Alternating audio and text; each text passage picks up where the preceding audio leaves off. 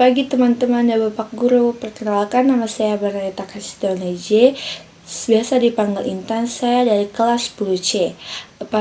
Pada kesempatan ini saya akan menjelaskan tentang peninggalan sejarah kerajaan Hindu-Buddha di Indonesia, baik yang berwujud benda atau fisik maupun yang tidak berwujud atau non-fisik.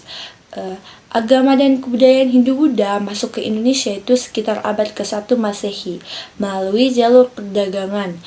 Para pedagang dari India datang ke Nusantara untuk membawa ajaran agama serta kebudayaan mereka.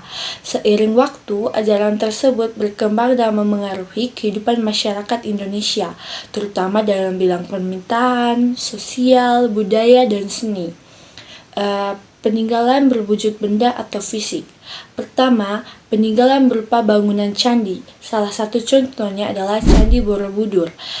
Candi ini merupakan candi Buddha terbesar di dunia dan dibangun pada masa kerajaan Mataram kuno.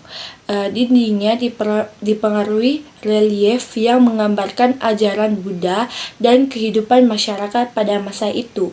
Contoh lainnya itu adalah Candi Prambanan yang bercorak Hindu. Candi ini didedikasikan untuk Trimurti yaitu Dewa Brahmana sebagai pencipta, Dewa Wisnu sebagai pemelihara, dan Dewa Siwa sebagai perusak.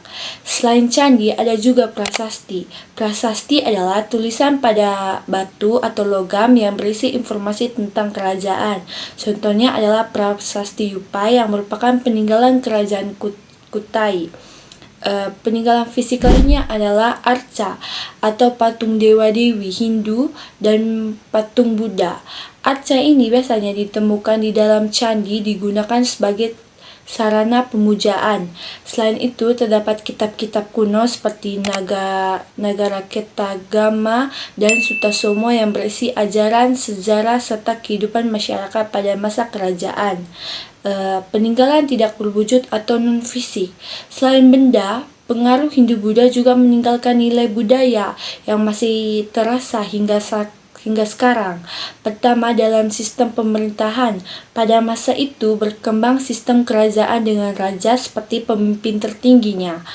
Konsep ini kemudian memengaruhi sistem pemerintahan di Nusantara.